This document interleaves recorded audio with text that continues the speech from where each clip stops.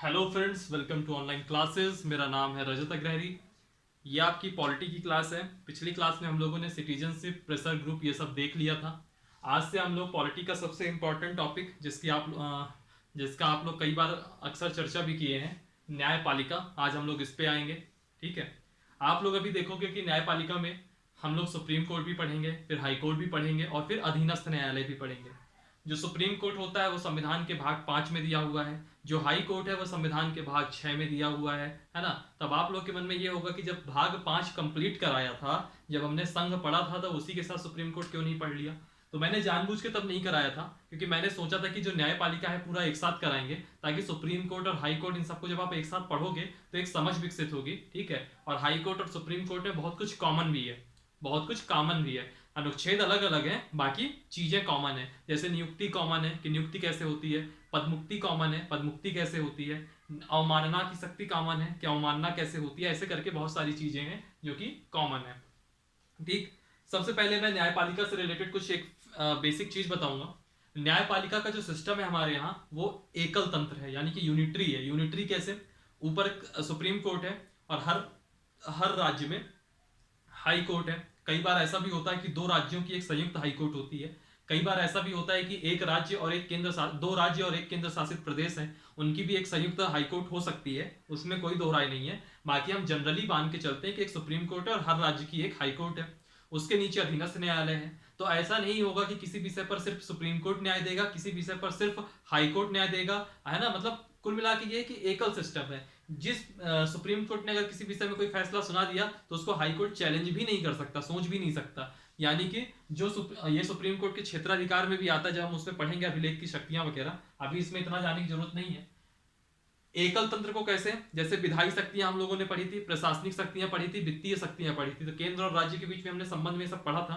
तभी मैंने आपको बताया था कि जो न्यायिक शक्तियां होती हैं वह एकल व्यवस्था में होती हैं। जबकि हम अमेरिका वगैरह में देखेंगे तो वहां द्वैध न्यायपालिका है, केंद्र का अलग है और राज्य का अलग है। लेकिन अपने इंडिया में ऐसा नहीं है। अपने इंडिया में पूरे देश की एक व्यवस्थित न्यायपालिका है, सुव्यवस्थित न्यायपालिका है। और इसकी जो व्यवस्था है वह कैसी है? वह एकल व्यवस्था है। और यह एकल व्यवस्था लिया कहां से गया है? तो यह जो है आपके भारत के शासन अधिनियम 1935 से लिया गया है। भारत शासन अधिनियम 1935 से लिया गया है। जब न्यायपालिका खत्म हो जाएगी तो इसके बाद मैं भारत का शासन अधिनियम 1919 और भारतीय शासन अधिनियम 1935 कराऊंगा, क्योंकि ये दोनों चीजें आपके एमपीपीएससी के सिलेबस में शब्दशः लिखी हुई है। और जो हमारा संविधान है, उस संविधान का बहुत बड़ा हिस्सा, एक बहुत बड़ा हिस्सा, लगभग 2/3 हिस्सा इस भारतीय शासन अधिनियम 1935 से लिया गया है। इसलिए 1919 और 1935 में आपको अलग से पढ़ाऊंगा, और बाकी जितने भी एक्ट वगैरह हैं सब आपका हिस्ट्री में कवर होगी, मॉडर्न हिस्ट्री में कवर कराऊंगा। ठीक है। न्यायपालिका एकल व्यवस्था होगी, भारत शासन अधिनियम 1935। पहले क्या था? आजादी के पहले हमारे यहाँ संघीय न्यायालय ऐसे करके बहुत कुछ सिस्टम था, वो सब चीजों में मैं नहीं जाता। जो आज की डेट में हम सुप्रीम कोर्ट देख रहे हैं, इसका उद्घाटन कब हुआ था? तो सुप्रीम कोर्ट का जो उद्घाटन हुआ था, सुप्रीम कोर्ट को शॉर्ट में मैं एससी लिखूंगा, सुप्रीम कोर्ट को एससी लिखूंगा। सुप्रीम कोर्ट का जो उद्घाटन हुआ था, यह आजादी संविधान जिस दिन लागू हुआ है उसके 2 दिन बाद, यानी कि 28 जनवरी 1950 को। छोटे मोटे फैक्ट्स हैं, इनको पता होना चाहिए, क्योंकि न्यायपालिका में इतने क्वेश्चन बन चुके हैं, इतने क्वेश्चन बन चुके हैं कि अब कुछ नया करने के चक्कर में ऐसे करके कोई भी फैक्चुअल क्वेश्चन पूछा जा सकता है। ठीक है। और याद रखिएगा, हमारे यहाँ एकल व्यवस्था है न्याय की, लेकिन जो यूएसए है, यूनाइटेड स्टेट्स ऑफ अमेरिका, वहां पे यह द्वैध व्यवस्था है, ड्युअल सिस्टम है। ठीक है। फिर इसके बाद एक चीज यह देखिए, जो सुप्रीम कोर्ट है यह किस अनुच्छेद से? न्यायपालिका में सबसे पहले हम क्या पढ़ेंगे? सर्वोच्च न्यायालय, यानी कि सुप्रीम कोर्ट। सबसे पहले हम पढ़ेंगे सर्वोच्च न्यायालय, सुप्रीम कोर्ट। और सुप्रीम कोर्ट को मैं हमेशा शॉर्ट में लिखूंगा एस सी, सुप्रीम कोर्ट। ठीक है। और हाई कोर्ट को हमेशा एच सी लिखूंगा, क्योंकि बार बार सर्वोच्च न्यायालय लिखने में थोड़ी तकलीफ होगी। ठीक है। और जो ये चलिए ठीक है, अभी आगे बताऊंगा फिर बाद में। सर्वोच्च न्यायालय को मैं सुप्रीम कोर्ट एस सी लिखा करूंगा शॉर्ट में। ठीक है। सर्वोच्च न्यायालय किस अनुच्छेद से संबंधित है? तो आर्टिकल 124 से लेकर के आर्टिकल 147 तक है, जो कि संविधान के भाग 5 में है, जो कि संविधान के भाग 5 में है। आर्टिकल 124 से चालू होता है, यानी कि इसके 1 नंबर पहले वाला आर्टिकल कौन सा था? याद नहीं होगा बहुत लोगों को, अगर याद हो तो कमेंट बॉक्स में जाइएगा और बताइएगा। वैसे आर्टिकल 123 में राष्ट्रपति की अध्यादेश जारी करने की शक्ति हुआ करती थी, और आर्टिकल 147 तक है। 148 में क्या था, CAG कैग, जिसको हम लोगों ने बहुत अच्छे से देखा था। 147 148 149 150 और 151 में CAG है। तो हम जब हमने पढ़ा था संविधान का भाग 5, तो हमने 147 के आगे के सारे आर्टिकल कर लिए थे, 124 के पहले के आर्टिकल कर लिए थे। ये बीच का जो छोड़ दिया था यह न्यायपालिका ही था, जिसमें सुप्रीम कोर्ट है। अब सुप्रीम कोर्ट को हम लोग अच्छे से यहाँ देखेंगे। सबसे पहले हम बात करेंगे इस अनुच्छेद 124 की। यह अनुच्छेद 124 क्या कहता है कि भारत का सुप्रीम कोर्ट, ये मैंने पहले से लिख दिया था, भारत का सुप्रीम कोर्ट यानी कि भारत का जो सर्वोच्च न्यायालय है, एक मुख्य न्यायाधीश थे। और याद रखिएगा, जब भी मैं आगे मुख्य न्यायाधीश की बात करूंगा तो इसको शॉर्ट फॉर्म में CJI कहूंगा। इसका मतलब होता है chief justice of India, Bharat का मुख्य न्यायाधीश। तो भारत का सुप्रीम कोर्ट एक मुख्य न्यायाधीश तथा अन्य न्यायाधीशों से मिलकर बनेगा। यानी कि एक सुप्रीम कोर्ट होगा, उसमें एक चीफ जस्टिस ऑफ इंडिया मुख्य न्यायाधीश होगा, और उसके अलावा अन्य न्यायाधीश होंगे। और वो अन्य न्यायाधीश कितने होंगे, यह संख्या समय समय पर कौन निर्धारित करेगा, संसद निर्धारित करेगा। क्वेश्चन में ये पूछ सकता है कि संसद, जो न्यायाधीशों की संख्या बढ़ाना या घटाने का काम किसका है, तो वह काम किसका है, संसद का है। ठीक, ये बेसिक चीज हो गई। ये आपका आर्टिकल 124 में दिया हुआ है। अब एक चीज याद रखिएगा, जब संविधान 1950 में जब संविधान लागू हुआ, तो मूल संविधान में टोटल सुप्रीम कोर्ट में न्यायाधीशों की संख्या 8 हुआ करती थी, 8 होती थी। एक मुख्य न्यायाधीश और 7 अन्य न्यायाधीश, एक मुख्य न्यायाधीश और 7 अन्य न्यायाधीश। फिर 1956 में यह संख्या बढ़ा करके कर दी गई 11। 1956 में यह संख्या बढ़ा करके कर दी गई 11, एक मुख्य न्यायाधीश 10 अन्य न्यायाधीश। ठीक है, 1956 में हो गई संख्या 11। फिर 1970 एक सेकेंड, 11 से फिर 14 होती है, हाँ। 1960 में यह संख्या बढ़ के हो गई 14, एक मुख्य न्यायाधीश और 13 अन्य न्यायाधीश। फिर इमरजेंसी के 2 साल बाद यानी कि 1977 में यह संख्या बढ़ के हो जाती है 18, यानी कि एक मुख्य न्यायाधीश और 17 अन्य न्यायाधीश। फिर उसके बाद 1986 में यह संख्या बढ़ करके हो जाती है 26। 1986 में यह संख्या बढ़ के हो जाती है 26, यानी कि सुप्रीम कोर्ट में 26 न्यायाधीश होंगे, एक मुख्य न्यायाधीश और 25 अन्य न्यायाधीश। फिर 1986 में 26 होती है। इसके बाद फरवरी 2009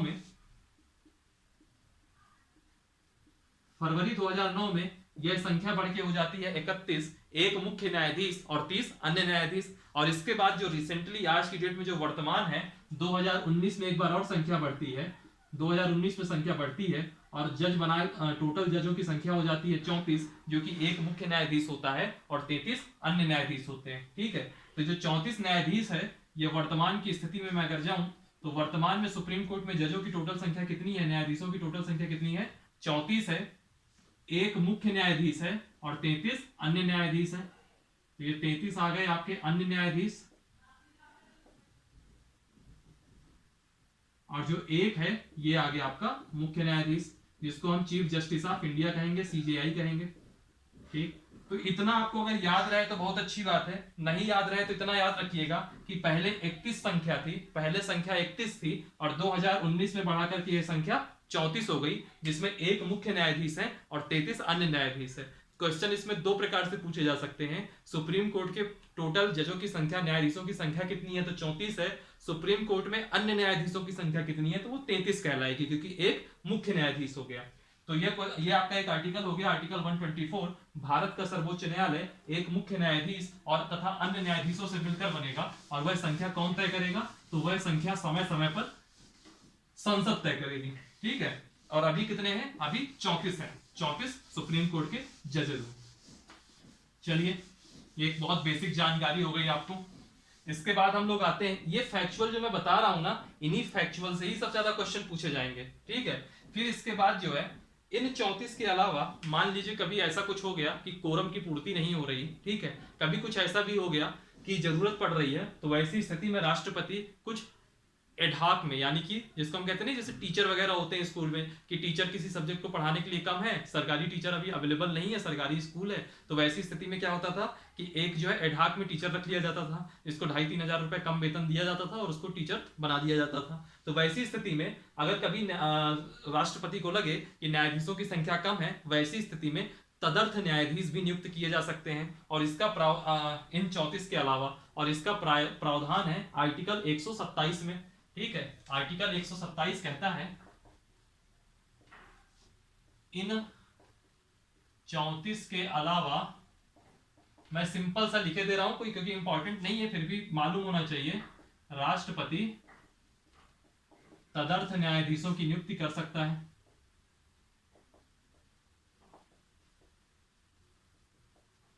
ठीक है, ये आर्टिकल 127 में दिया है कि इन 34 न्यायाधीशों के अलावा राष्ट्रपति तदर्थ न्यायाधीश, यानी कि एडहाक, तदर्थ का मतलब क्या होता है, एडहाक, एडहाक जजेस की नियुक्ति कर सकता है।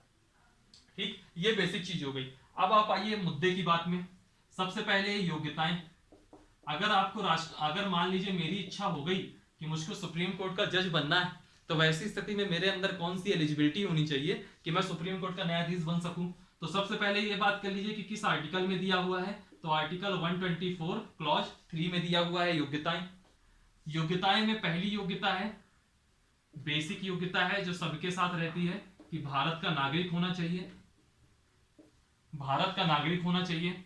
और जो दूसरी योग्यता है ये आपकी इंपॉर्टेंट है, योग्यता कहती है एक या अधिक हाई कोर्ट में, एक या एक से अधिक हाई कोर्ट में लगातार 5 वर्षों तक न्यायाधीश रहा हो। ठीक, सुनिए, एक या अधिक उच्च न्यायालय यानी कि हाई कोर्ट में लगातार 5 वर्षों तक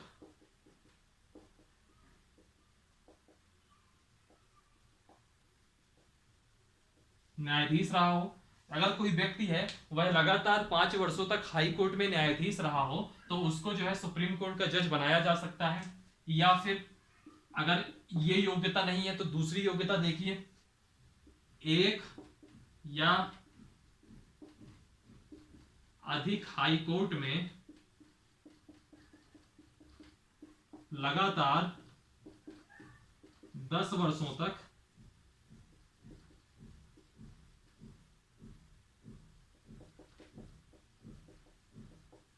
दूसरी योग्यता क्या है, एक या अधिक हाई कोर्ट में लगातार 10 वर्षों तक अधिवक्ता रहा हो। और एक तीसरी योग्यता क्या है, पारंगत विधिवेत्ता हो, यानी कि कानून का अच्छा जानकार हो। इन तीन में से अगर कोई क्वालिटी है और भारत का नागरिक है तो उसको सुप्रीम कोर्ट का जज बनाया जा सकता है। कैसे बनाया जाएगा, कैसे नियुक्ति होगी, वो मैं भी आता हूं, अभी सिर्फ योग्यताओं की हम बात कर रहे हैं। योग्यता के बाद हम बात करेंगे कार्यकाल की। कार्यकाल दिया हुआ है आर्टिकल 124 क्लॉज 2 में। आर्टिकल नहीं भी याद रहे तो कोई बड़ी बात नहीं है, आपको ये योग्यताएं पता होनी चाहिए, यहाँ पे कार्यकाल पता होना चाहिए। और अगर आर्टिकल याद रहता है तो बहुत अच्छी बात है, और नहीं याद रहता तो भी कोई बड़ी चीज नहीं है, लेकिन आपको ये चीज पता होनी चाहिए कि इसके अंदर लिखा क्या हुआ है। कार्यकाल कितना होता है, तो 65 वर्ष की आयु तक। 65 वर्ष की आयु के बाद सुप्रीम कोर्ट के जज रिटायर हो जाएंगे। ठीक, 65 वर्ष की आयु तक सुप्रीम कोर्ट के न्यायाधीश का कार्यकाल होता है। और अगर यही हाई कोर्ट के कार्यकाल की बात करूंगा तो उच्च न्यायालय में यह 62 वर्ष होता है। जब मैं हाई कोर्ट बताऊंगा तब वहां देखेंगे। सुप्रीम कोर्ट का कार्यकाल कितना होगा न्यायाधीश का, 65 वर्ष। फिर इसके आगे देखिए वेतन। एक चीज और देख लीजिए, शपथ कौन दिलाता है, तो आर्टिकल 124 क्लास 6 में है शपथ का प्रावधान है। तो शपथ कौन दिलाएगा, शपथ या तो राष्ट्रपति दिलाएगा, राष्ट्रपति द्वारा, या उसके द्वारा कोई नियुक्त व्यक्ति। राष्ट्रपति किसी को कह देगा कि भैया तुम जाके इनको शपथ दिलाओ, तो वो शपथ दिला देगा। तो शपथ कौन दिलाता है, या तो राष्ट्रपति दिलाएगा या तो उसके द्वारा कोई नियुक्त व्यक्ति दिलाएगा। और इसकी चर्चा कहां है, आर्टिकल 124 क्लॉज 6 में। एक चीज और देखिए, वेतन। वेतन की चर्चा कहां पे है, आर्टिकल 125 में। आर्टिकल 125 में है। और जो चीफ जस्टिस ऑफ इंडिया होते हैं उनका वेतन है 1 लाख। और इसके अलावा अलावेंसेस वगैरह भी बहुत कुछ मिलता है 2.5 लाख हो जाता है इनका वेतन। और जो अन्य न्यायाधीश हैं उनका कितना है, 90,000। ठीक, ये वेतन है आर्टिकल 125 में दिया है। ठीक, इसमें जो जितना कुछ अभी आपके सामने लिखा है, इसमें सबसे इंपॉर्टेंट है ये कार्यकाल की 65 वर्ष तक रहता है, शपथ राष्ट्रपति दिलाता है, और ये योग्यताएं कि भारत का नागरिक हो और एक या अधिक हाई कोर्ट में लगातार 5 वर्ष तक या तो जज रहे, हाई कोर्ट में 5 साल तक जज रहे लगातार, या फिर 10 सालों तक अधिवक्ता रहे, या तो फिर पारंगत विधिवेत्ता हो। ये 3 योग्यताएं हैं। इसके अलावा सुप्रीम कोर्ट का न्यायाधीश बनने के लिए कोई योग्यता नहीं होनी चाहिए, केवल यही हो बहुत सफिशियंट है। ठीक है, और ऐसा नहीं है कि बहुत सारे लोग होंगे जो लगातार 10 वर्षों तक अधिवक्ता रहे हो तो सबको न्यायाधीश बना दोगे, ऐसा नहीं है। उसका भी एक प्रोसेस है। क्या प्रोसेस है, अभी हम देखते हैं। सुप्रीम कोर्ट का जज बनने की जो प्रोसेस है उसको हम नियुक्ति वाले सेगमेंट में देखेंगे। चलिए पढ़ते हैं अब राष्ट्रपति के सुप्रीम कोर्ट के सर्वोच्च न्यायालय के न्यायाधीशों की नियुक्ति।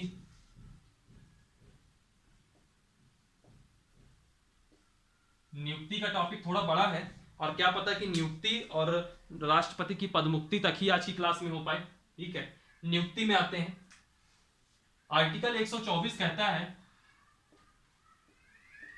आर्टिकल 124 में साफ साफ लिखा हुआ है कि जो भी सुप्रीम कोर्ट के जजों की, सुप्रीम कोर्ट के जो मुख्य न्यायाधीश की नियुक्ति होगी वह कौन करेगा, राष्ट्रपति करेगा। ठीक है, राष्ट्रपति करेगा। और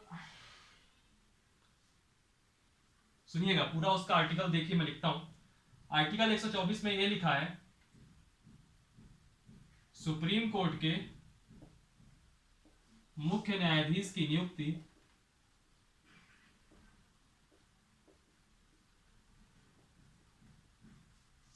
राष्ट्रपति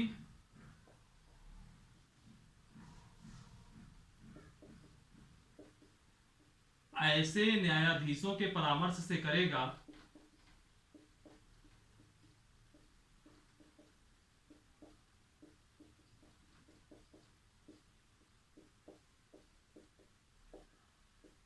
जिसे वह उचित समझे। यानी कि कुछ न्यायाधीश होंगे जिनसे वह परामर्श करेगा, जिसको भी राष्ट्रपति उचित समझे, और उनसे परामर्श करके सुप्रीम कोर्ट के मुख्य न्यायाधीश की वह नियुक्ति करेगा। ठीक है, और अन्य न्यायाधीश की जो नियुक्ति होगी उसमें मुख्य न्यायाधीश से परामर्श अनिवार्य है। अन्य न्यायाधीशों की नियुक्ति में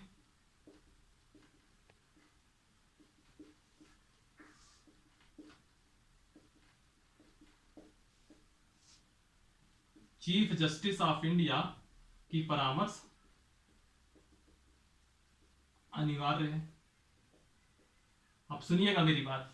आर्टिकल 124 में लिखा है कि जो सुप्रीम कोर्ट का चीफ जस्टिस ऑफ इंडिया है उसकी नियुक्ति तो राष्ट्रपति करेगा, लेकिन राष्ट्रपति ऐसे नहीं कर देगा। पहले वह कुछ जजों से सलाह लेगा, और वो किन जजों से सलाह लेगा, किन न्यायाधीशों से सलाह लेगा, यह कौन तय करेगा, खुद राष्ट्रपति तय करेगा कि मुझे इनसे सलाह लेनी है, और जो भी वो सलाह देंगे और उसको भी उचित लगेगा तो मुख्य न्यायाधीश की नियुक्ति कर देगा। और अगर जब उसको अन्य जजेस की नियुक्ति करनी होगी तो चीफ जस्टिस ऑफ इंडिया के परामर्श लेगा, और जिन जिन पे सहमति बनेगी उनको वह नियुक्त करेगा। ये बहुत बेसिक चीज हो गई। तो क्या होता था कि पहले जब ऐसे ही चीफ जस्टिस ऑफ इंडिया बनाया जाने लगा तो नॉर्मली बन रहे थे, एक परंपरा चल गई कि जो वरिष्ठ होंगे उनको सुप्रीम कोर्ट का मुख्य न्यायाधीश बना दिया जाता था।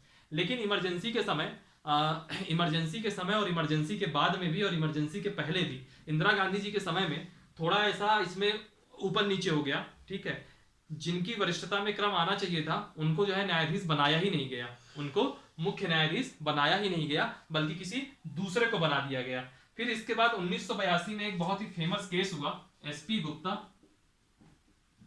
गुप्ता बनाम भारत संघ 1982। इसमें यह कहा गया जो चीफ जस्टिस ऑफ इंडिया की नियुक्ति होगी, इस चीफ जस्टिस ऑफ इंडिया की नियुक्ति में वरिष्ठता का नियम लागू होगा। यानी कि जो सीनियर है उसी को आपको बनाना पड़ेगा, वरिष्ठता का नियम लागू होगा। यह फैसला आ गया एसपी गुप्ता बनाम भारत संघ 1982 में कि अगर मुख्य न्यायाधीश की आप नियुक्ति कर रहे हैं तो वरिष्ठता का नियम फॉलो करना अनिवार्य है, जो वरिष्ठ होगा उसी को मुख्य न्यायाधीश बनाया जाएगा। फिर इसके बाद 1993 में एक केस हुआ, supreme court advocates on record association. Supreme court advocates on record association versus Bharat संघ। इसको जजेस केस भी कहते हैं। इस केस में यह आपका 1993 में हुआ और 1993 में एक प्रणाली आई, उस प्रणाली का नाम था कॉलेजियम प्रणाली।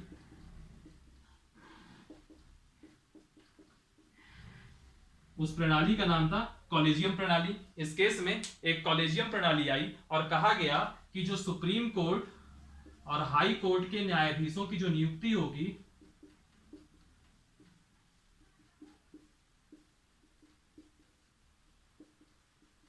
जो सुप्रीम कोर्ट और हाई कोर्ट के न्यायाधीशों की जो नियुक्ति होगी वह करेगा तो राष्ट्रपति, लेकिन कॉलेजियम की सलाह पर।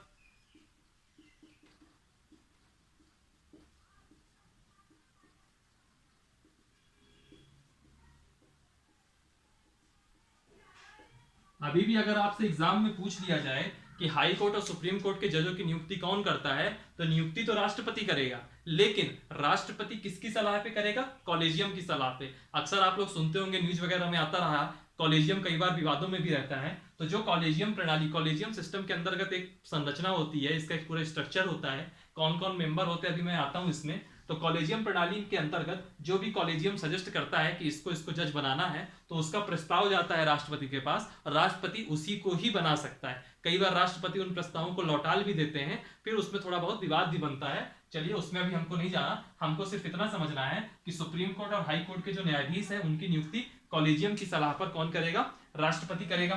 ठीक, अब बात आता है इस कॉलेजियम में होता क्या है, कॉलेजियम में कितने मेंबर होते हैं। ठीक है, तो मैं यहीं पे कर देता हूं, ये कॉलेजियम में 5 मेंबर होते हैं। आई होप दिख रहा होगा, कॉलेजियम में 5 मेंबर होते हैं। ठीक, 5 मेंबर में एक होता है आपका न्यायाधीश, सॉरी एक होता है मुख्य न्यायाधीश, और जो 4 अन्य होते हैं यह होते हैं वरिष्ठ न्यायाधीश। यानी कि जो ये एक है ये तो चीफ जस्टिस ऑफ इंडिया हो गया, और जो बाकी 4 हैं यह सुप्रीम कोर्ट के आपके वरिष्ठतम न्यायाधीश हो गए। ठीक, और चूंकि 5 लोग हैं तो जो भी निर्णय लिया जाएगा, वो जो निर्णय होगा वह हमेशा बहुमत से लिया जाएगा, निर्णय बहुमत से लिया जाएगा। और साथ ही जो चीफ जस्टिस ऑफ इंडिया है उसकी मंजूरी अनिवार्य है। ये नहीं कि चीफ जस्टिस ऑफ इंडिया की इच्छा नहीं है और बाकी 3 लोग एक तरफ हो गए, तो ऐसा नहीं। चीफ जस्टिस ऑफ इंडिया की जो है अनुमति या मंजूरी अनिवार्य है। अब फिर जिसको यह 5 सदस्यीय कॉलेजियम तय करेगा कि इस व्यक्ति को हाई कोर्ट का जज बनाना है, तो वह व्यक्ति हाई कोर्ट का जज बन जाएगा। ये जिसको तय कर देंगे कि यह सुप्रीम कोर्ट का जज बनना चाहिए, वह व्यक्ति सुप्रीम कोर्ट का जज बन जाएगा। तो ऐसे करके सुप्रीम कोर्ट और हाई कोर्ट के जजों की नियुक्ति होती है। अभी ये यहीं तक नहीं है, इसमें अभी कुछ चीजें और हैं। सबसे पहले तो हम यह देखेंगे कि इस कॉलेजियम की कमियां क्या क्या है। सबसे पहले हम यह देखेंगे इस कॉलेजियम में कमियां क्या क्या है। तो दरअसल क्या है कि यह आर्टिकल 124 की जो एक्चुअल डेफिनेशन है उससे पूरा अलग हो गया। उसमें साफ साफ लिखा है कि नियुक्ति जो है राष्ट्रपति करेगा, लेकिन उन न्यायाधीशों के परामर्श से करेगा जिसे वह उचित समझता हो, जिसे वह उचित समझता हो। लेकिन ये तो कॉलेजियम बन गया, इसमें हो सकता है कि कॉलेजियम में कुछ मेंबर ऐसे हो जिसको राष्ट्रपति उचित ना समझता हो। कहने का मतलब यह है कि जो ये कॉलेजियम है यह आर्टिकल 124 की एक सही व्याख्या नहीं करता है। दूसरी चीज, विश्व के जितने भी देश हैं, विश्व के जितने भी देश हैं वहां पे जो न्यायाधीशों की नियुक्ति होती है वह एक प्रशासनिक शक्ति माना गया है, जो कि कार्यपालिका के अंतर्गत आती है। और यहाँ क्या हो गया कि न्यायपालिका ही न्यायपालिका की नियुक्ति कर रहा है। ठीक, फिर ये आर्टिकल 50 के अगेंस्ट है। आर्टिकल 50 डीपीएसपी याद करिए, आर्टिकल 50 के अगेंस्ट है ये कॉलेजियम सिस्टम। और दूसरा, इस कॉलेजियम सिस्टम की वजह से क्या होता है, भाई भतीजावाद बहुत बढ़ता है। भाई भतीजावाद बहुत बढ़ता है। अब कोई एक बार सुप्रीम कोर्ट का जज बन गया, वो अपने लड़के को ही बनाए दे रहा है, अपने किसी रिश्तेदार को ही बनाए दे रहा है। ठीक है, तो ऐसे करके कुछ कमियां हैं कॉलेजियम सिस्टम की। फिर कॉलेजियम सिस्टम की कमियों के बाद हम एक चीज इसमें यह देखेंगे, कॉलेजियम सिस्टम की कमियों के बाद हम एक चीज यह देखेंगे, 2015 में जब मोदी जी जो है प्रधानमंत्री बने, थोड़ा मैं पानी पी लूं, जब मोदी जी प्रधानमंत्री बने उसके बाद 2015 में इसमें एक सुधार करने की कोशिश की गई।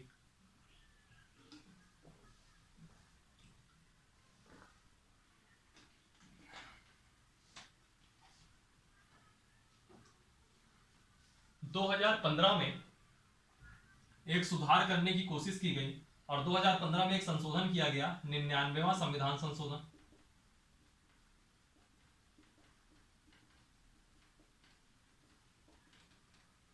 2015 में एक संशोधन किया गया, 99वां संविधान संशोधन। और इस 99वें संविधान संशोधन के आधार पर एक गठन किया गया। पहले तो देखिए इसमें कुछ आर्टिकल जोड़े गए। इसमें कौन कौन सा आर्टिकल जोड़ा गया? 124A, 124B, 124C, इनको जोड़ा गया संविधान में। ठीक, 124A, 124B, 124C जोड़ा गया। इसके अंदर क्या है अभी जाने की जरूरत नहीं है। मेन चीज देखिए, इस संविधान संशोधन के माध्यम से एक एक कमेटी का गठन किया गया। उस कमेटी का नाम था NJAC, national judicial appointment committee. National judicial appointment committee, NJAC का गठन किया गया इस 99th अमेंडमेंट के द्वारा। ठीक, NJAC का गठन हो गया। अब NJAC के गठन में क्या कहा गया कि इसमें कितने मेंबर होंगे? सबसे पहले यह समझिए, इसमें कहा गया कि 6 सदस्यीय मेंबर होंगे। इसको बनाने का उद्देश्य यह था कि जो NJAC जिन नामों की सिफारिश करे, कॉलेजियम सिस्टम को गोली मारिए, अब NJAC करके एक सिस्टम बनाते हैं। NJAC जिन नामों की सिफारिश करेगा उसको राष्ट्रपति अप्रूव कर देंगे, वो न्यायाधीश बन जाएगा। अब आता है 6 सदस्यीय। ठीक, अब यह 6 सदस्यीय जो होते हैं, इसमें कौन कौन से मेंबर हैं? जब आप इन मेंबर्स के नाम सुनेंगे तो आप लोग को भी यही लगेगा कि NJAC कॉलेजियम से ज्यादा अच्छा है। ठीक है, लेकिन हम बाद में देखेंगे कि यह NJAC कैंसिल हो गया। बाद में कैसे कैंसिल होता है सब कुछ हम बताते हैं। अभी 6 सदस्यीय मेंबर होंगे। 6 सदस्यीय मेंबर में क्या होगा? एक अध्यक्ष होगा और 5 अन्य मेंबर होंगे। ठीक, तो जो अध्यक्ष होगा, जो एक अध्यक्ष होगा, यह कौन होगा? तो यह सुप्रीम कोर्ट का चीफ जस्टिस ऑफ इंडिया होगा, मुख्य न्यायाधीश होगा। भारत का मुख्य न्यायाधीश चीफ जस्टिस ऑफ इंडिया हो गया। फिर जो 2 सदस्य और होंगे, 5 सदस्य हैं, तो इन 5 में से जो 2 सदस्य होंगे, तो 2 सदस्य कौन होंगे? वह होंगे आपके सुप्रीम कोर्ट के वरिष्ठतम न्यायाधीश, जो सीनियर जज हो। CJI के बाद, चीफ जस्टिस ऑफ इंडिया के बाद जो सीनियर जज होंगे, 2 सुप्रीम कोर्ट के वरिष्ठतम न्यायाधीश भी इसके मेंबर होंगे। यानी कि ये जो तीन लोग हैं, ये डायरेक्टली कहां से आ गए? सुप्रीम कोर्ट से ही आ गए इस 6 मेंबर में। अभी 3 मेंबर की सीट खाली है, तो जो चौथा मेंबर होगा, चौथा जो सदस्य होगा, वह कौन होगा? भारत का विधि मंत्री, यानी कि भारत का कानून मंत्री, जो कि इस समय कौन है? रविशंकर प्रसाद।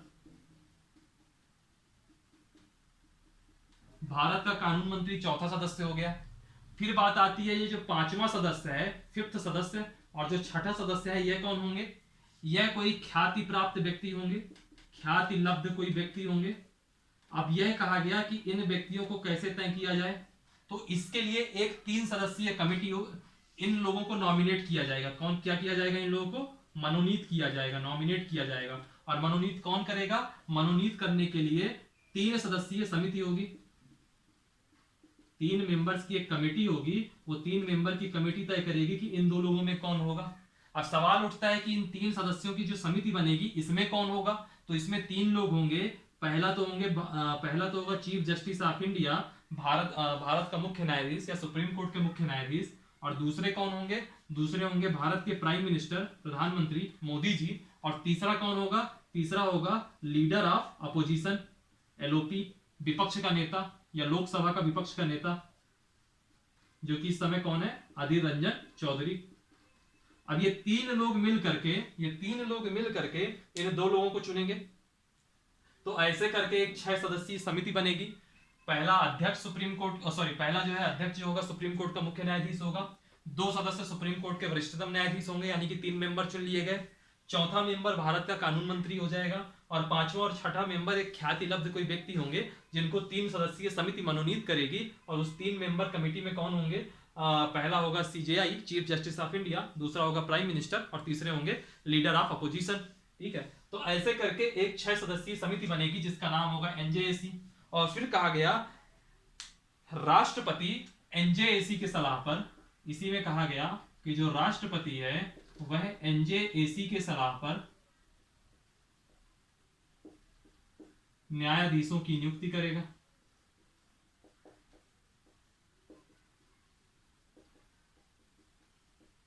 यानी कि कॉलेजियम सिस्टम की समाप्ति हो गई, समाप्ति कर दी जाए और राष्ट्रपति एनजेएसी के सलाह पर न्यायाधीशों की नियुक्ति करें। और एनजेएसी में क्या है कि जो है जज का भी प्रतिनिधित्व है, न्यायाधीशों का भी प्रतिनिधित्व है, न्यायपालिका का भी, और यहाँ विधायिका का भी है। तो ऐसी स्थिति बनाई गई और ये देख करके बहुत अच्छा लग रहा है ना, लग रहा है कि अब कम से कम चीजें निष्पक्ष रहेंगी, जो कॉलेजियम का जो विरोध है ये सब खत्म हो जाएगा। ये सब अभी हमको लग ही रहा था कि फिर एक केस फाइल किया गया supreme court advocates on record association. अभी मैंने थोड़ी देर पहले शायद उसकी बात की थी। Supreme court advocates on record association, ये सब नाम नहीं याद रखना आपको, मेन जो है पिक्चर याद रखनी है कि हो क्या रहा है। वर्सेस भारत संघ एक मैटर हुआ, इसमें जो है इस 99वें संविधान संशोधन को चैलेंज किया गया और सुप्रीम कोर्ट ने एनजेएसी यानी कि जो 99वां संविधान संशोधन है इसको रद्द कर दिया।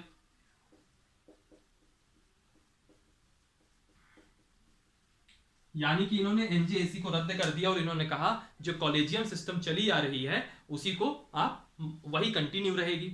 और एनजेएसी को रद्द करने के पीछे इन्होंने कुछ तर्क दिए, उन तर्कों को मैं लिखूंगा नहीं, उन तर्कों को मैं सिर्फ बोल के आपको समझा देता हूं। इन्होंने कहा कि संविधान में न्यायपालिका की स्वतंत्रता सुनिश्चित की गई है और जो ये 99वां संविधान संशोधन है यह न्यायपालिका की स्वतंत्रता में हस्तक्षेप करता है। एक रीजन इन्होंने रद्द करने का ये दिया। दूसरा रीजन इन्होंने यह दिया कि न्यायालय के अनुसार मतलब जो सुप्रीम कोर्ट का आदेश था उसमें यह था कि जो भी न्यायाधीश बने वह कौन हो, वह एक न्यायालय का जानकार व्यक्ति हो, उसके अंदर एक विशेषज्ञता होनी चाहिए। और सुप्रीम कोर्ट का कहना है कि वह विशेषज्ञता जो कॉलेजियम चेक कर सकता है एनजेएसी नहीं चेक कर सकता। ठीक, उनका कहना है कि जो न्यायपालिका है वह ही न्यायपालिका की विशेषज्ञता देख सकती है और कोई दूसरा नहीं देख सकता। फिर इन्होंने ये कहा कि अगर कार्यपालिका जैसे कि कानून मंत्री आ गए है ना, यहाँ पे विपक्ष का नेता और ये पीएम आ गए, तो इनका कहना है कि अगर कार्यपालिका इंटरफेयर करने लग जाएगी नियुक्ति में तो ऐसी स्थिति में नियुक्तियों का राजनीतिकरण चालू हो जाएगा। ऐसी स्थिति में नियुक्तियों का राजनीतिकरण चालू हो जाएगा। और इन्होंने यह कहा कि आर्टिकल 124 में जहां सलाह शब्द दिया गया था कि राष्ट्रपति सलाह लेगा, तो वहां पे सलाह शब्द की जगह आप किसको रखिए, आप रखिए सहमति शब्द।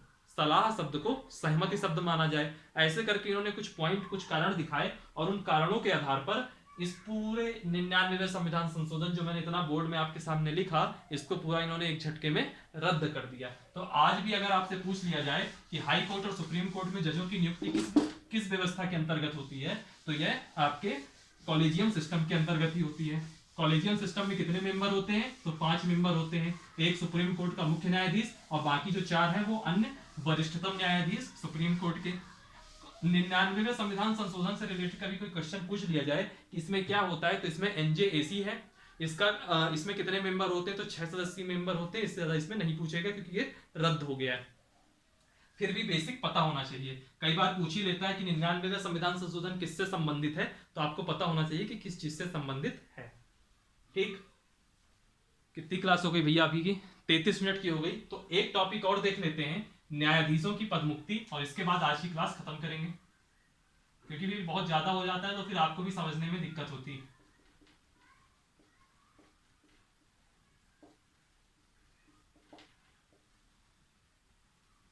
न्यायाधीशों की पदमुक्ति। ठीक, आर्टिकल 124 में दिया हुआ है, आर्टिकल 124 में दिया हुआ है कि जो पदमुक्ति की प्रक्रिया है वह हाई कोर्ट के जज के लिए भी वही है, सुप्रीम कोर्ट के जजेस के लिए भी वही है। तो जो पदमुक्ति की प्रक्रिया होगी वह सभी के लिए समान होगी।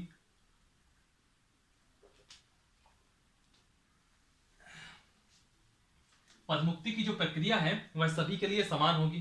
ठीक है, अब पदमुक्ति की प्रक्रिया अगर हाई कोर्ट के लिए जज के लिए भी वही है, सुप्रीम कोर्ट के जज के लिए भी यही है, तो कुछ तो आधार होंगे जिन आधारों पर पदमुक्त किया जा सकता है। तो 2 आधारों पर पदमुक्ति होती है।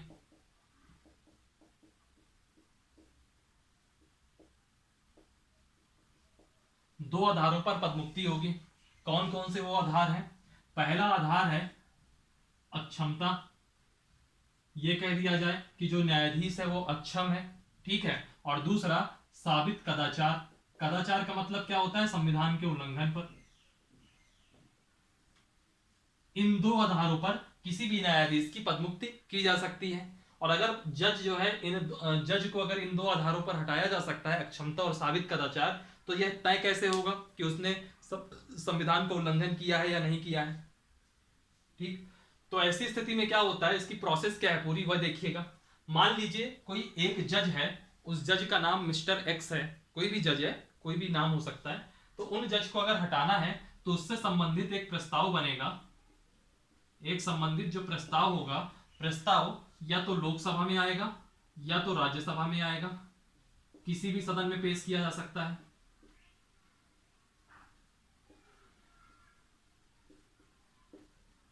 जो प्रस्ताव लाया जाएगा हटाने का, जज को हटाने का प्रस्ताव आएगा, वो लोकसभा या राज्यसभा किसी भी सदन में लाया जा सकता है, बशर्ते दो शर्त पूरी होनी चाहिए। दो शर्तें होनी चाहिए। पहली शर्त क्या है, पहले वह देखिए फिर दूसरी शर्त देखिए। पहली शर्त यह है कि अगर प्रस्ताव लोकसभा में आया है तो लोकसभा में 100 सदस्यों का, और राज्यसभा में आया है, अगर राज्यसभा में आया है तो राज्यसभा में 50 सदस्यों का हस्ताक्षर हो। ऐसा नहीं कि मेरा एक इंडिविजुअल की इच्छा है और मैं उसको पास करा दूं, नहीं। अगर लोकसभा में प्रस्ताव लाऊंगा तो 100 मेंबर्स के हस्ताक्षर होने चाहिए, राज्यसभा में प्रस्ताव लाऊंगा तो 50 सदस्यों का हस्ताक्षर होना चाहिए, ठीक। और जो दूसरी शर्त होती है उसमें क्या होता है कि जज को 14 दिन का नोटिस मिलना चाहिए। न्यायाधीश को 14 दिनों का नोटिस मिलना चाहिए, ठीक। अब ऐसी स्थिति में जब न्यायाधीश को 14 दिन का नोटिस मिल जाएगा, ये दो शर्तें पूरी हो गई, तो दो शर्तें पूरी होने के बाद अगर लोकसभा में आया होगा तो लोकसभा का अध्यक्ष, और राज्यसभा में आया होगा तो राज्यसभा का सभापति। जिस भी सदन में आया होगा, अगर लोकसभा में आया होगा तो अध्यक्ष कह रहा हूं, राज्यसभा में आया होगा तो मैं राज्यसभा का सभापति कह रहा हूं। एक जांच समिति का गठन करेगा।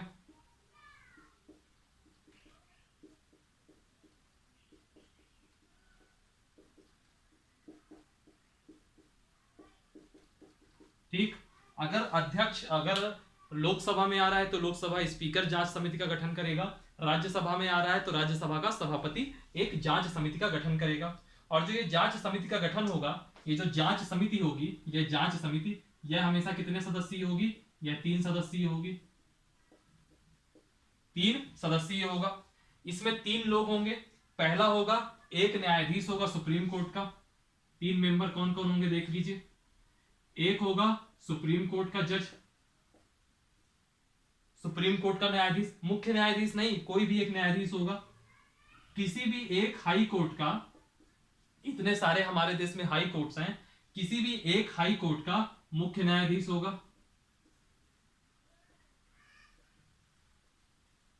ठीक।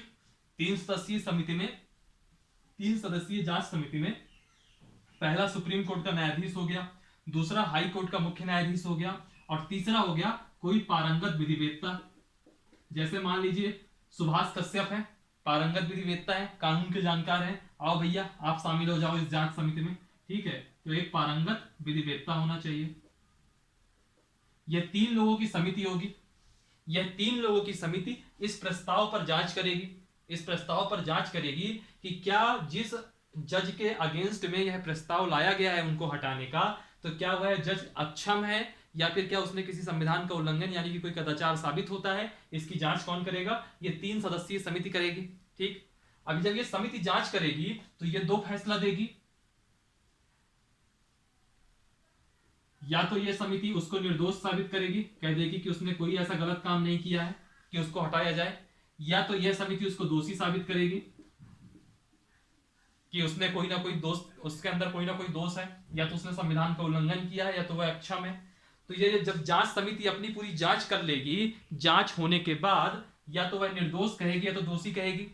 अगर निर्दोष कहती है तो निर्दोष कहने की स्थिति में जो पूरी प्रक्रिया है वह समाप्त हो जाएगी, यानी कि इस पूरी प्रक्रिया में निर्दोष होने की स्थिति में जो प्रस्ताव है यहीं से खत्म हो जाएगा। अब आप उस जज को नहीं हटा सकते, प्रस्ताव यहीं से समाप्त हो गया। लेकिन अगर इस जांच समिति ने उस व्यक्ति को दोषी साबित कर दिया, दोषी साबित होने की स्थिति में प्रस्ताव कहां आएगा? प्रस्ताव सदन में आएगा।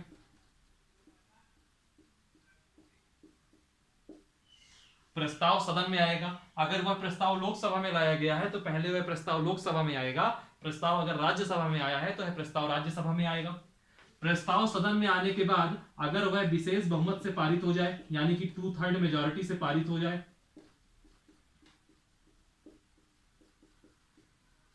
विशेष बहुमत से पारित हो जाए, तो फिर जो प्रस्ताव है वह आपका दूसरे सदन में जाएगा। प्रस्ताव आपका दूसरे सदन में जाएगा, दूसरे सदन में प्रस्ताव। और मान लीजिए जो दूसरे सदन में जाएगा उस दूसरे सदन में भी अगर यह विशेष बहुमत से पारित हो जाए,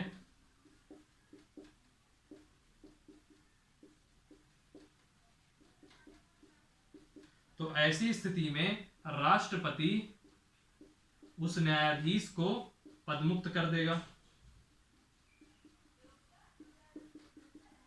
राष्ट्रपति उस न्यायाधीश को पदमुक्त कर देगा। ऐसे करके ये पूरी प्रोसेस होती है किसी हाई कोर्ट या सुप्रीम कोर्ट के न्यायाधीश को हटाने की। दो आधारों पर पदमुक्ति होगी, या तो अक्षमता या तो साबित कदाचार। और याद रखिएगा यह हाई कोर्ट के लिए भी है और यह सुप्रीम कोर्ट के लिए भी है। तो मैं जब हाई कोर्ट पढ़ाऊंगा तो उच्च न्यायालय में इस पूरी चीज को रिपीट नहीं करूंगा, क्योंकि ये दोनों मैं यहीं पे पढ़ा दिया आपको। प्रस्ताव लोकसभा में या राज्यसभा में किसी भी सदन में लाया जा सकता है। 2 शर्तें पूरी करना चाहिए। पहला, अगर लोकसभा में आया है तो 100 व्यक्तियों का हस्ताक्षर होना चाहिए, लोकसभा के 100 मेंबर्स का। राज्यसभा में आया है तो 50 मेंबर्स का हस्ताक्षर होना चाहिए। दूसरी कंडीशन है कि न्यायाधीश को 14 दिन का नोटिस मिलना चाहिए। फिर अगर लोकसभा में आया होगा तो अध्यक्ष, राज्यसभा में आया होगा तो सभापति एक जांच समिति का गठन करेगा। और वह जांच समिति कितने मेंबर्स की होगी? 3 सदस्यीय होगी, जिसमें सुप्रीम कोर्ट का न्यायाधीश होगा, हाई कोर्ट का मुख्य न्यायाधीश होगा और एक पारंगत विधिवेत्ता होना चाहिए जो कि कानून का जानकार हो। अब जब ये जांच होगी तो या तो जो है ये उस जज को या उस न्यायाधीश को निर्दोष साबित कर देंगे, या तो कह देंगे वह दोषी है। अगर इन्होंने निर्दोष कह दिया तो प्रस्ताव वहीं पे समाप्त हो जाएगा। अगर इन्होंने कह दिया दोषी है तो ऐसी स्थिति में प्रस्ताव सदन में आएगा। अगर लोकसभा में पेश किया गया था तो लोकसभा में आएगा, राज्यसभा में पेश किया गया होगा तो राज्यसभा में आएगा। प्रस्ताव सदन में आएगा, विशेष बहुमत से पारित हुआ, विशेष बहुमत से पारित होगा तो प्रस्ताव दूसरे सदन में आएगा। वहां पे भी अगर वहां पे भी विशेष बहुमत से पारित हो जाता है फिर राष्ट्रपति उस जज को पदमुक्त करेगा। ठीक है, ये हुआ आपका न्यायाधीशों की पदमुक्ति का कॉन्सेप्ट। और आज की क्लास में हम लोग यहीं तक करते हैं।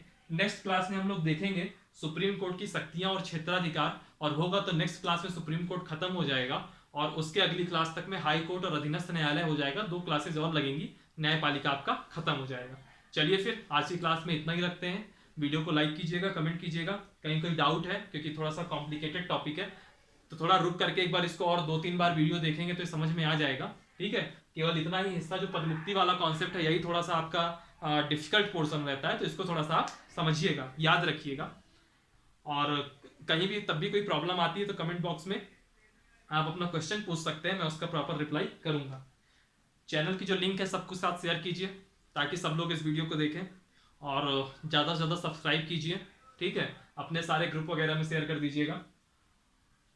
डिस्क्रिप्शन बॉक्स में टेलीग्राम की लिंक दी हुई होगी, उसमें प्रॉपर पीडीएफ फाइल वगैरह आती है। तो अगर आपको करंट अफेयर वगैरह ढूंढने में दिक्कत होती है तो आप टेलीग्राम लिंक जरूर ज्वाइन कीजिए, उसमें आपको प्रॉपर करंट अफेयर वगैरह मिल जाएगी। चलिए फिर आज के लिए इतना ही रखते हैं। हंसते रहिए, पढ़ते रहिए, कोरोना से बचे रहिए, केसेस बहुत तेजी से बढ़ रहे हैं, प्रॉपर अपना ध्यान रखिए, मास्क वगैरह लगा के निकलिए। और आज के लिए इतना ही रखते हैं। Thank you for watching, thank you so much.